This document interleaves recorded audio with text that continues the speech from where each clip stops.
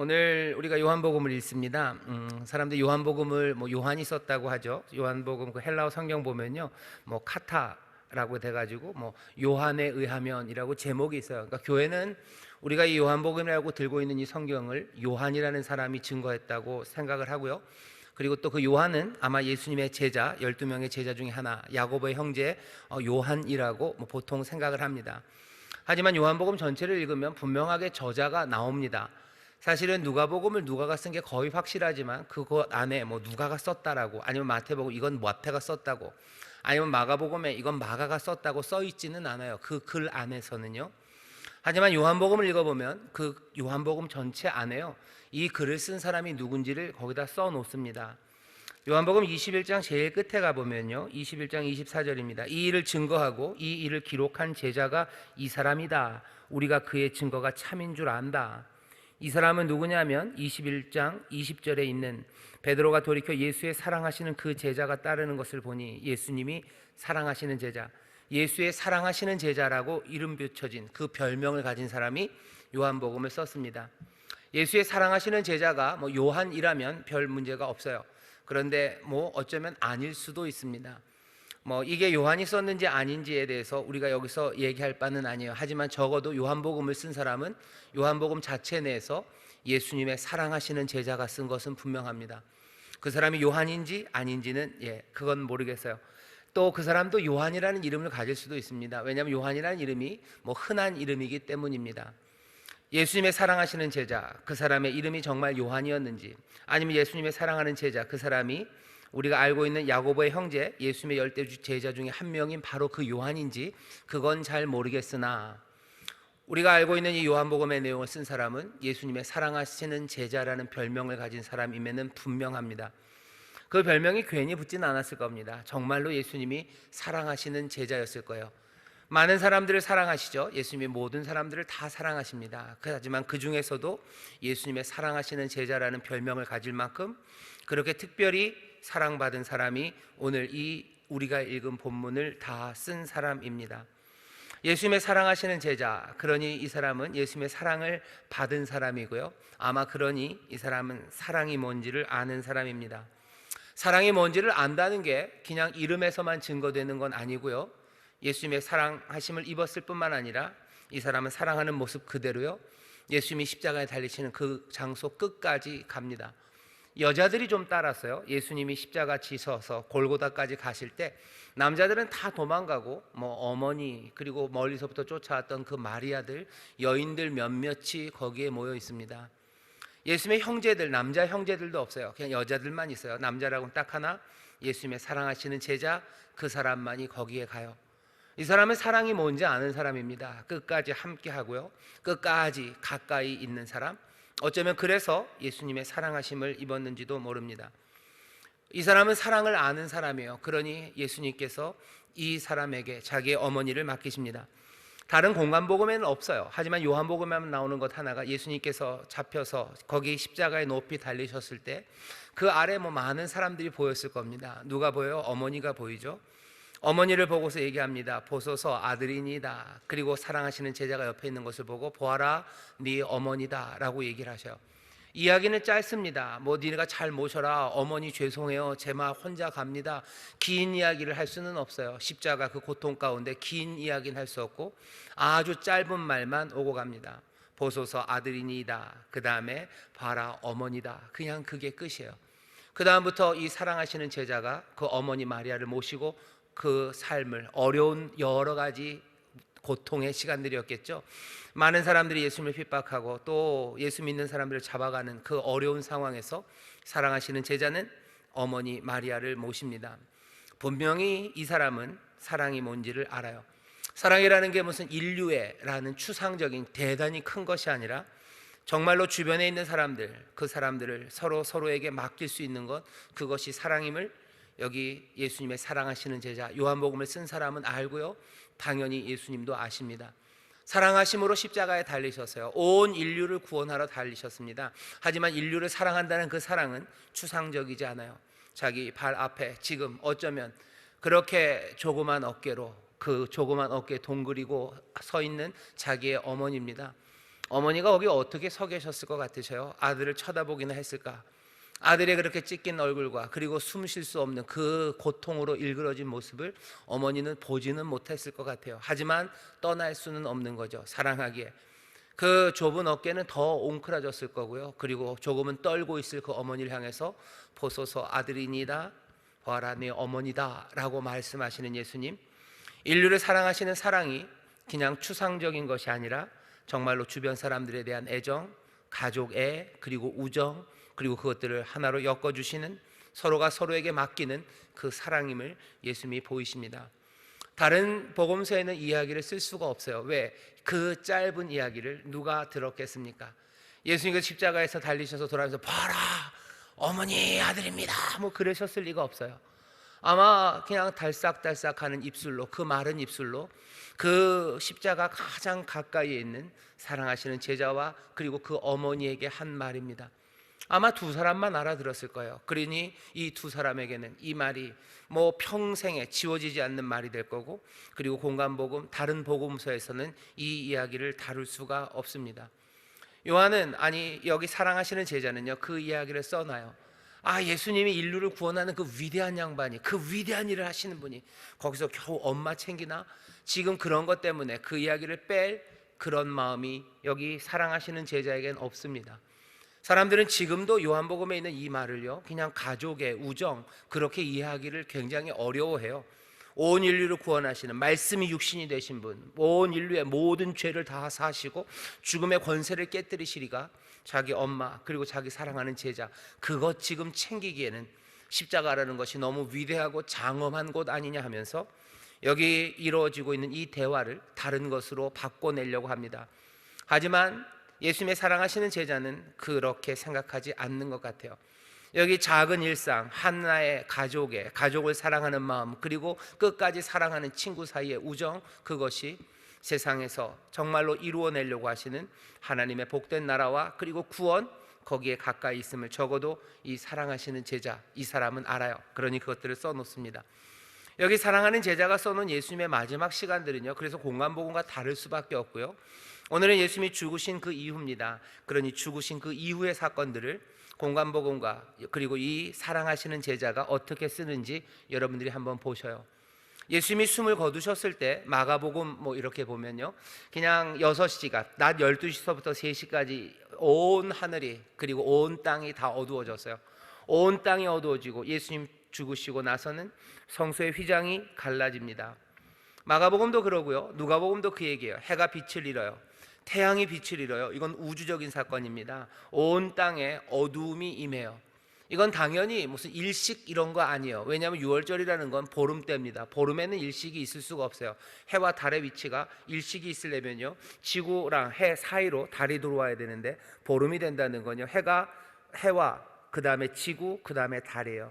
일식이 아닙니다. 그리고 이 어두움은 그냥 구름이 낀 어두움도 아니에요. 칠흑 같은 어두움이, 태양이 빛을 잃었다고 마가복음은 이야기합니다. 누가복음은 그렇게 얘기해요.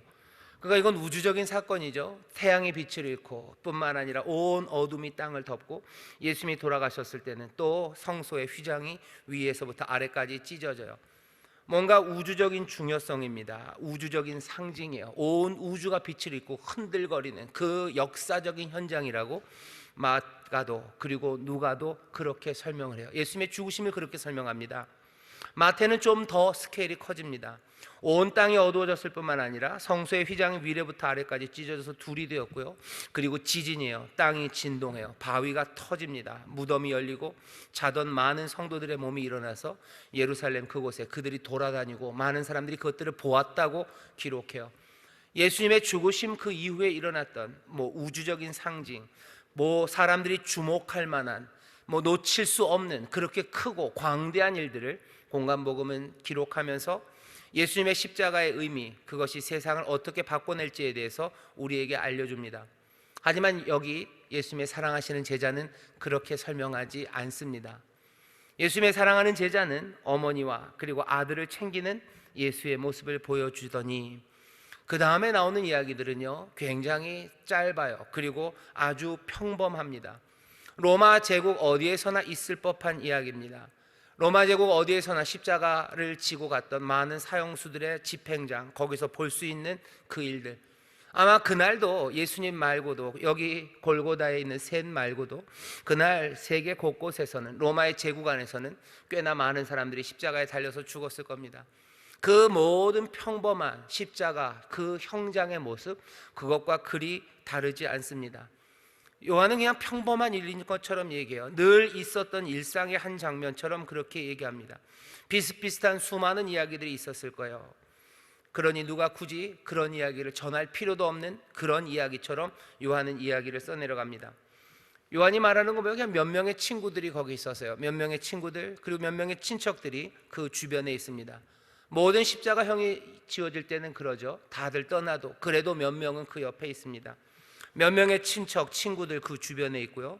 당연히 죽음을 가볍게 여기는 사람들, 십자가형이라는 게 늘 일상인 군인들, 그래서 그렇게 비통해하지도 않고 뭐 그렇게 막 욕지기를 하지도 않으면서 그냥 빨리 이 일이 끝나기만을 바라면서 그것들을 그냥 그 시간을 때우는 군인들의 모습들, 그냥 그대로예요. 군인들은 자기의 일들을 합니다. 그리고 어머니 그 앞에 서 있으면 당연히 그 친구에게 맡기겠죠. 부탁할 사람이 없으면 눈물 흘리며 어머니에게 죄송하다고 하겠죠. 누구라도 있다면 누구라도 붙잡고 내 어머니를 부탁할 겁니다. 어느 십자가 형장에서나 일어나는 일이에요. 십자가형에서 돌아 죽는 일이 그냥 단두대서 목이 탁 이렇게 되는 일이 아니죠. 오래 매달려서 있으면서 그 아픔과 고난 가운데도 아들들은 어쩔 수 없어요. 어머니를 부탁할 수밖에 없죠. 누가 없다면 누구에게 부탁할까 두리번거릴 거고, 누구에게 부탁할 사람이 누구라도 있으면 그 사람을 향해서 내 어머니를 부탁한다고 힘들고 어려워도 그 이야기들을 할 겁니다. 십자가에 달린 사람들은 누구나 목마르다고 할 거예요. 결국은 목말라 탈수되고 지쳐 죽어가는 거기 때문에 목마르다라는 말을 요한복음을 보면 예수님도 하셔. 내가 목마르다라고 얘기하셔. 목마르니 물을 가져다 줍니다. 신포도주를 가져다 주면 그것을 마셔요. 십자가형이 일어나는 어느 장소에서나 있었던 일입니다. 사람들이 불쌍한 사람 죽어가는데 거기에 가서 뭔가 구제하고 돕는 마음으로 신포도주를 가져다 주는 여인들이 있고요, 또 그것들을 먹는 십자가의 사형수들이 있었습니다. 다 이루었다는 말을 하고 마지막 숨을 거두셔요. 예수님 거기서 공관복음에 나오는 것처럼 엘리 엘리 라마 사박단이라고 외치지도 않으시고, 옆에 있는 강도에게 네가 나와 함께 낙원에 있을 거다라고 하지도 않으시고, 누가복음에 있었던 것처럼 영웅적으로 자기를 죽이고 그리고 모욕하는 이들을 향하여 저들이 하는 일을 모르니 용서해 달라는 말도 없어요. 그냥 예수님 그렇게 당하시고 목마르다 하시고 신포도주 맞으시고 그리고는 다 이루었다라고 말씀하시며 마지막 숨을 거둡니다. 군인들은 돌아다니죠. 특별히 이날은 예비일, 6월절의 예비일이에요. 빨리 시신을 치워야 돼요. 사람이 웬만하면 십자가형에 가서요, 뭐 하루 이틀씩 그렇게 괴로워합니다. 그런데 여기 빨리 해지기 전에 끝내야 되죠. 그러니 빨리 끝내자고, 야비한 사람들이요, 빨리 끝내자고 빌라도에게 가서 얘기해요. 시체 두지 않도록 빨리 다리를 꺾어서 시체를 치우십시오. 다리를 꺾으면 십자가에 매달린 사람이 금방 죽습니다. 왜냐하면 다리로 버티면서 이 횡격막을 좀 내려서 숨을 쉴 텐데 체중이 그냥 걸려버리면요, 그 다음에는 숨을 못 쉬어요. 가뜩이나 지친 사람이 다리가 꺾이면 당연히 몸을 들 수가 없죠. 팔에 매달려서 너무 아파서 들 수가 없습니다. 그러면 금방 그냥 질식해서 죽습니다. 다리를 꺾자고 얘기하는 거예요. 다리를 꺾어서 빨리 끝내자고. 그러면 군인들은 늘 그랬던 것처럼 돌아다니며 사형수 다리를 부러뜨립니다. 이 사람들 한두 번 한 거 아니에요. 그냥 자기들의 일정에 따라서, 일정이 뭐 6월절 일정이든지 아니면 군인들이 무슨 어디 가야 되는 일이 있든지 빨리 이 자리를 비워줘야 되든지 아니면 누군가 다른 사형수들을 십자가형을 쳐야 된다면 늘 그래 왔어요. 다리 부러뜨리는데 아주 도사들입니다. 그냥 뚝뚝뚝뚝 부러뜨리는 소리 들리고 죄수들을 헉헉헉헉 대다가 죽어가는 거 늘 일상이에요. 십자가형이 벌어지는 곳마다 그 일들이 있습니다. 이미 죽었다는 게 확인되는 사람들은 창으로 찔러요. 그래서 죽음을 확인합니다. 늘 있었던 평범한 십자가형이 벌어졌던 그 언덕의 일들을 요한, 여기 예수님의 사랑하시는 제자는 그대로 씁니다. 아무것도 특별한 게 없는 것 같아요. 아무것도 특별한 게 없어요. 그런데 여기 이 사람, 예수님의 사랑하시는 제자는요, 뭔가를 분명히 봅니다. 그러고 우리에게 전해주려고 하는 게 있어요. 이를 본 자가 증거한다 얘기해요. 사실은 이거 본 자가 증거 안 해도 십자가형이 어떻게 이루어지는지 사람들이 그림처럼 다 압니다. 그냥 그 이야기가 너무 참혹하고 그리고 쓸 이야기가 없기 때문에 전하지 않을 뿐이지, 그 평범한 일상, 그 평범한 죽음들, 그 슬픔들, 그 어두움들, 그것들을 다 알아요. 일상을 알아요. 그런데 여기 예수님의 사랑하시는 제자는 전할 말이 있습니다. 이를 본 자가 증거하였으니 그 증거가 참이다. 이것 말하는 것이 참인 줄 알고 너희로 믿게 하려 한다 하면서 그 평범한 일상 가운데서 이 사람이 본 것을 전합니다. 이 사람이 본 것은 두 가지예요. 첫 번째는 다리가 부러지지 않았다는 걸 이 사람은 봅니다. 다리가 부러지지 않았어요. 이게 뭐가 그렇게 특별합니까? 예수님은 다리가 부러지지 않았어요. 이 사람은 그것을 봐요. 예수님 다리가 부러지지 않았네. 왜 다리가 부러지지 않았다는 게 특별합니까? 1년 중에 그날은요, 곳곳에서 들리는 이야기가 다리를 부러뜨리면 안 돼요. 다리 부러뜨리지 마. 이날은 유월절을 준비하는 날입니다. 유월절을 준비하는 날 이스라엘 온 유대인들이 하는 것은 양을 잡아요. 양을 잡는데 유월절 양을 잡을 때는요 특별합니다. 다리를 부러뜨리지 않아요. 다른 때는 다리를 부러뜨려도 됩니다. 아마 다리를 부러뜨리는 이유는 양들이 도망가고 발버둥 못 치게 하기 위해서요. 양을 잡아서 양을 죽이려면 양이 그렇게 순순하지는 않죠. 그러니 뛰기도 하고 도망도 가고, 그러니까 양을 잡기 전에 다리를 부러뜨려 놓으면요 그 다음에는 그냥 편하게 양을 잡을 수 있습니다. 저항을 못 하죠. 하지만 유월절 양만은 그렇게 잡는 거 아니에요. 뼈를 부러뜨리면 안 돼요. 그러니 곳곳에서 들려지는 야야야, 오늘은 유월절 양인데 다리를 부러뜨리면 어떻게 해? 다리를 부러뜨리면 어떻게 해? 유월절 양인데 다리를 부러뜨리면 어떻게 하는 이야기가 온 유대에 들리는 날입니다. 여기 예수님의 사랑하시는 제자도 그날이 무슨 날인지를 알아요. 그리고 다리가 부러지지 않았다는 걸 봅니다.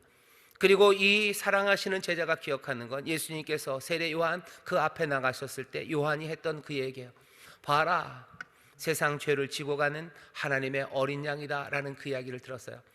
하나님의 어린 양이에요. 근데 그 양은 이제 보니 다리가 부러뜨려지지 않는 그 양은 유월절의 어린 양입니다. 예수님의 사랑하시는 제자는 다리가 부러뜨리지 않아진 그 어린 양, 유월절 어린 양을 봐요. 여기 지금 매달리신 이는 유월절 어린 양이에요. 유월절 어린 양이 잡아지고 나면 그 다음에 이루어지는 건 구원입니다.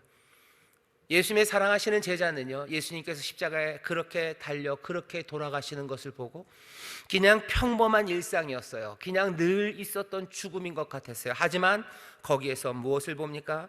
유월절 어린 양을 봅니다. 유월절 어린 양을 보면서 우리에게 전하는 소식은요, 이제는 구원이 시작돼요.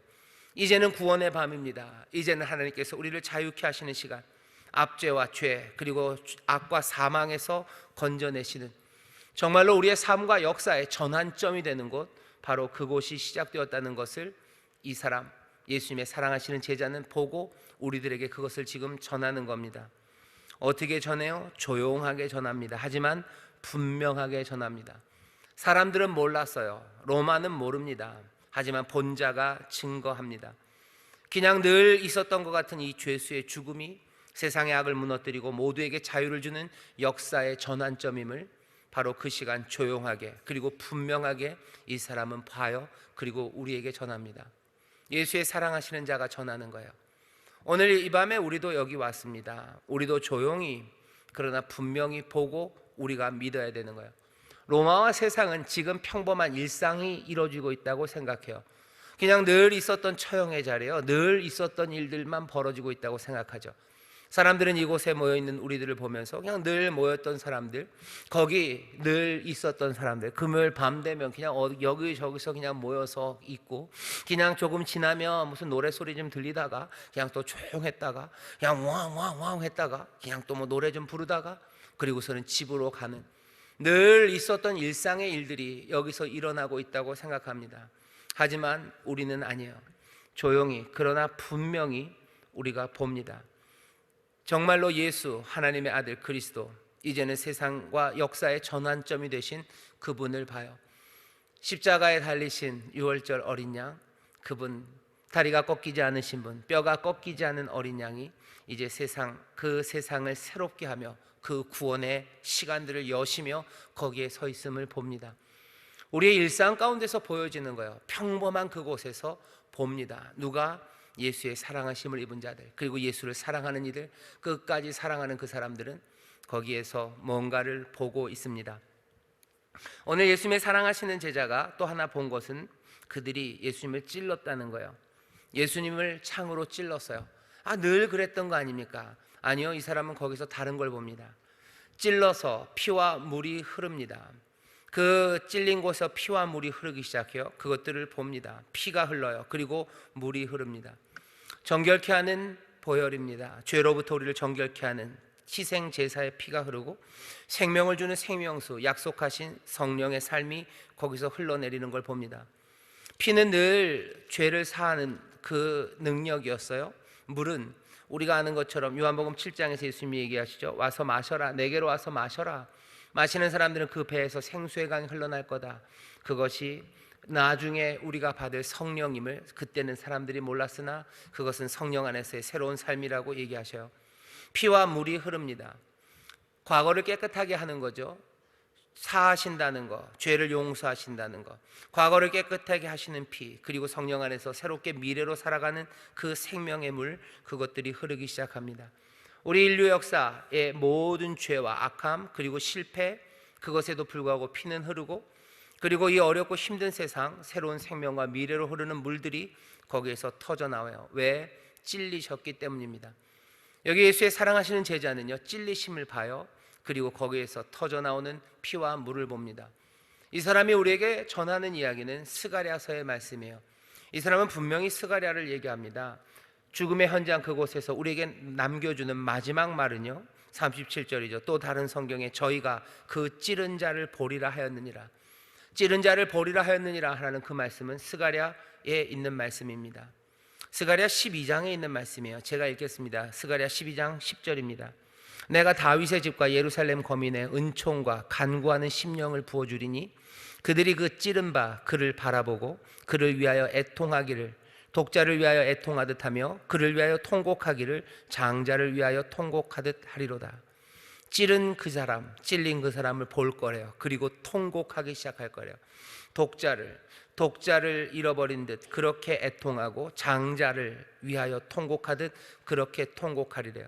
그날에 예루살렘에 큰 애통이 있대요. 11절, 12절, 14절을 계속해서 그 통곡입니다. 모두가 다 울어야 돼요. 모두가 다 그 찔린 자들을 보면서 울어야 돼요. 그리고 이어지는 13장 1절은 그날에 죄와 더러움을 씻는 샘이 다윗의 족속과 예루살렘 거민을 위하여 열리리라. 샘이 열린대요. 샘이 터진대요. 피와 물이 쏟아지는 곳, 바로 그곳에 여기 찌른 자, 그리고 찌른 자를 바라보며 애통하는 그들에게 새로운 샘이 열립니다.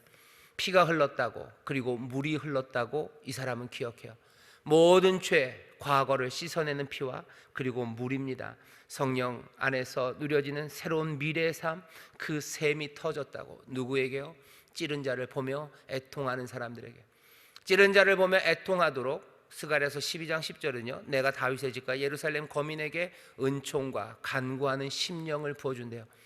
내가 그 사람들에게, 다윗의 집과 예루살렘 거민에게 은총과 간구하는 심령을 주어 그들이 찌른 자를 바라보게 할 거래요. 찌른 자를 바라보며 애통합니다. 독자를 위하여, 장자를 위하여 애통하는 것처럼 그렇게 애통할 거고, 그날에 예루살렘이 울 거예요. 무기또 골짜기에서 우는 것처럼 그렇게 울 거예요. 다윗의 족속이 울 거예요. 레위의 족속이 울 거예요. 그 아내들이 울 거예요. 시므의 자손이 울 거예요. 모든 자손들, 족속들 각기 따로하고 그 아내들이 따로 몽땅 다 울게 될 겁니다. 그리고는 뭐라고요? 그날에 죄와 더러움을 씻는 샘이 다윗의 족속과 예루살렘 거민을 위하여 열린다. 샘이 열린다라고 스가랴가 기억해요. 여기 예수님의 사랑하심을 입은 제자는 스가랴 12장 13장에 있는 그 말씀으로 우리를 인도합니다. 내가 본 것, 그것은 스가랴가 예언했던 그거예요. 샘이 열리는 거 봤어요.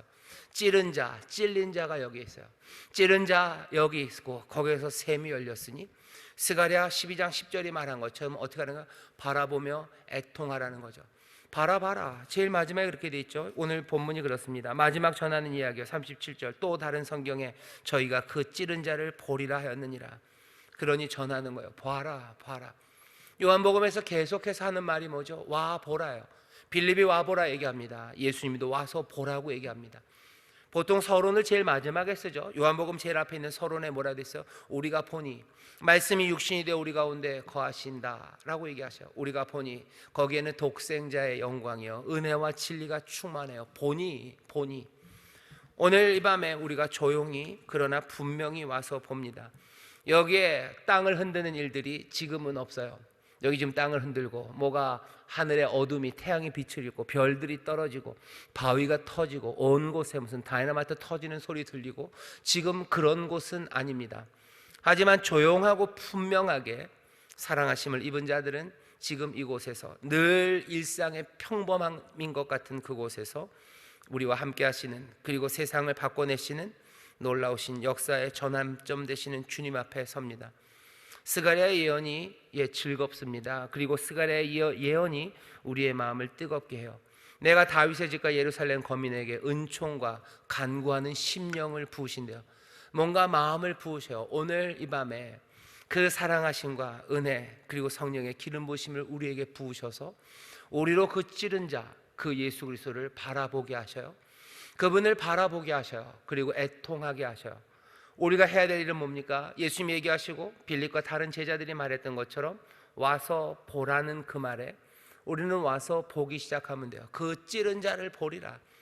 요한이, 아니 예수님의 사랑하심을 입은 제자가 우리에게 요구하는 건 다른 것 없어요. 너 와서 그 찌른 자를 보래요. 십자가 그 앞에 와서 보래요. 스가랴 12장 그 말씀 기억하며 너희들 십자가 앞에 와서 봐라. 거기에 마음을 주신다죠. 심령을 주시고 거기에게 은혜를 주셔서 그 십자가 찔린 자 그것들 바라보며 그 은총과 간구하는 심령 가운데 애통하게 하셔요. 애통합니다. 레위 자손이 애통해요. 무깃도에서 울었던 것처럼 그렇게 울어요. 무깃도 모든 억울함의 자리예요. 안타까움의 자리입니다. 아름다웠고 훌륭했던 왕 요시아가 어쩌면 대의를 위해서 죽어갔던 자리입니다. 이스라엘의 마지막 희망이 꺾어졌던 자리예요. 무깃도에서 울었던 것처럼 그렇게 희망이 꺾인 사람들 와서 우는 거예요. 정말로 좋은 생각 가졌지만 그것이 꺾여져서 그것으로 애통했던 사람들 오는 곳이에요. 내 연약함과 내 잘못이 있었던 삶, 그 삶도 오는 겁니다. 억울한 이들 오는 거예요. 실패한 이들 오는 거예요. 그들이 와서 장자를 위하여, 독자를 위하여 애통하듯이 그렇게 애통하는 그 은혜와 그 심령을 우리에게 부어주시니 너희들 와서 보래요. 보고 애통하기 시작하면 거기에 그날에 다윗의 거민과 예루살렘에 있는 사람들에게 이제 샘이 열린다고, 새로운 샘이 열린다고, 용서의 샘이, 그리고 다시 한번 미래로 우리의 삶을 새롭게 하는 그 물이 우리 가운데 터져 나온다고, 와서 보라고 지금 우리를 부릅니다. 십자가에 달리신 예수님의 모습, 그 모습이 정말로 십자가를 바라볼 때 역사가 이제 새롭게 시작되는 6월절 어린 양 여기에 이제 달리셨으니 이제 이 밤이 지나면 예수 그리스도를 통하여 구원의 역사가, 새 일이 시작된다는 그 놀라운 기대와 소망으로 서게 되고, 내 삶의 모든 잘못과 죄악이 다 사하심 받아 내가 이제 새로운 생명, 새로운 미래, 내일로 나아갈 수 있는 성령의 인도하심이 나에게 있음을, 그 십자가 거기에 달린 찔린 사람들을 바라보는, 찔린 이를 바라보는 우리에게 이 은혜가 임합니다. 우리도 그러면 이 사랑하시는 제자처럼요, 오늘 이 밤에 이 십자가 성령 안에서 이 피와 물이 쏟아지고 거기에 매달리신 6월절 어린 양을 보기 시작하면요, 우리도 이 사랑하는 제자처럼 본자가 증거한다고 내일 말할 수 있을 겁니다. 내가 보았다고 말할 수 있을 거예요. 본자가 말한다. 거기에 6월절 어린 양이 달려서 또 거기에서 피와 물, 그 새로운 샘이 우리에게 터져 나왔다고 본자가 말한다고, 너희도 이것들 믿으라고 우리는 또 내일 본자의 증인으로 살아갈 겁니다. 하지만 오늘 밤은 분명합니다. 하나님이 약속하신 대로 우리에게 은총을 더하시고 또 새로운 마음, 심령을, 영을 부으셔서 십자가 앞에 나와 있는 우리들로 6월절 어린 양 보게 하실 거예요. 십자가 앞에 와서 보십시오. 그리고 그것이 믿어질 때까지 보시는 거예요. 그 은혜와 진리가 충만함이 보여질 때까지. 독생자의 영광, 하나님의 아들이 여기 달리셨고 여기 달리시니까 6월절의 어린 양이시고, 그러니 이제 우리의 모든 압제와 묶여있는 것의 새 자유와 역사의 새로운 시작이 여기서 열리는 그 가슴 벅찬 시간, 그 앞에서 눈물 흘리며 애통하며 또 다시 한번 소망을 품을 때까지 십자가 그 앞에 와서 서는 겁니다. 오늘 이 밤이 하나님께서 우리에게 주신 은혜의 밤, 정말로 성령으로 충만하게 하시는 그 은총과 그리고 놀라우신 심령들을 부어주셔서 찌른 자를 바라보며 애통하는 밤, 이 눈물 가운데는요 그냥 후회만 있는 건 아닙니다. 그 애통함 가운데는요 소망이 가득해요. 그 애통함 가운데는 이제 새로운 기대가 가득합니다. 그렇게 애통함 가운데 터지는 샘, 열리는 샘, 거기서 흐르는 물들, 그리고 또 거기에서 우리를 새롭게 하고 활기차게 하는 놀라운 능력들, 그것들을 받아 누리게 합니다. 예수님의 사랑하시는 제자가 우리에게 전해주는 소식이에요. 우리도 아마 이 주님 만나기 시작하면 예수님의 사랑하시는 이 제자처럼 그렇게 사랑하심을 받으며 주님을 사랑하며 새 역사 안에서 새 능력과 또 새 소망과 새 기쁨과 감사로 일어서게 됩니다. 오늘 이 금요철야 귀한 시간에 우리가 함께 왔습니다. 모두가 다 아직까지도 부활절 십자가, 우리가 그 은혜 앞에 서 있어요. 십자가 달리신 주님 앞에 섭니다. 꺾이지 않고 달리신 분, 피와 물을 흘리시는 주님 앞에 우리를 세우셔요. 오늘 이 밤에 하나님의 놀라우신 은총과 그리고 우리에게 새로운 심령, 새 영을 부으셔서 바라보는 우리를 애통하게 하시고, 그 애통함 가운데 정말로 새 소망과 그리고 감격과 그리고 새 꿈과 용기와 그리고 당당함과 그리고 놀라운 감사와 감격의 찬송을 우리 가운데 가득 채우셔서 정말로 샘이 터졌다고, 생명의 샘이 터지고 우리를 용서하시는 놀라우신 보혈의 샘이 터졌다고, 우리의 모든 과거는 이제 다 사여지고 그것에서 자유함을 얻고 이제 성령과 함께 새로운 미래로 삶이 열린다고, 오늘 눈물로 기뻐하고 또 눈물로 감사하고 또 애통함으로 회개하는 놀라운 시간, 그 은혜의 자리가 바로 오늘 이곳인 줄 믿습니다. 하나님께서 이 은혜를, 이 은총을 그리고 이 귀하신 성령을 우리 가운데 부어주실 줄 믿습니다. 기도하겠습니다. 주님, 오늘 정말로 조용하지만 분명한 증거 앞에 섭니다. 예수님의 사랑하시는 제자가 우리에게 전한 것처럼 아버지 하나님, 우리가 지금 보는 것이 늘 일상인 것 같습니다. 늘 왔던 금요일 밤이고 늘 전하는 사람이 전하고 또 늘 힘들었던 삶들, 늘 아팠던 이야기들, 그 이야기들만 있는 것 같으나 주여, 우리에게 전해진 이 분명한 증거를 우리가 다시 한번 모두가 보기를 원합니다. 우리가 믿고 따르는 이, 우리가 바라보는 이가 정말로 뼈가 꺾이지 않은 유월절 어린 양, 우리의 구원을 위하여 십자가에 달리셨고 그 일을 이루셨으니 이제 이 밤이 구원의 밤이요, 이 밤이 지나면 하나님의 새로운 역사가 시작되는 아버지는 귀한 시간임을 우리가 분명하게 확신하게 하시고, 아버지는 샘이 터져 나왔음을 우리가 보니 그 찔리시니 정말 우리 사랑하신 예수 그리스도를 바라보며 애통하는 가운데 주여, 우리의 삶의 새 소망과 아버지 새 감사와 감격이 넘쳐나게 하여 주옵소서. 약속하신 그대로 우리에게 은총을 주시고 우리에게 정말로 간구하는 심령을 부어주실 줄 믿사오니 주여, 뜨거운 마음, 아버지 간절한 마음, 아버지 하나님 또한 그 은혜로 우리를 채우시사 십자가 앞에 나온 우리의 삶 가운데 역사하시는 주님을 보게 하여 주옵시고 우리를 도우시고 새롭게 인도하시는 그 놀라우신 인도하심과 능력을 우리로 보게 하여 주옵소서. 오늘 이 밤 우리 가운데 자유함이 임할 줄 믿습니다. 새 능력과 또 새 삶의 약속이 우리 가운데 주어질 줄 믿습니다. 오늘 이 밤 모두가 다 조용하나 분명한 그 증거들을 받아 누리는 기적의 시간이 되게 하여 주옵소서. 성령님 역사하여 주옵소서. 감사드리며 예수님 이름으로 기도하옵나이다. 아멘.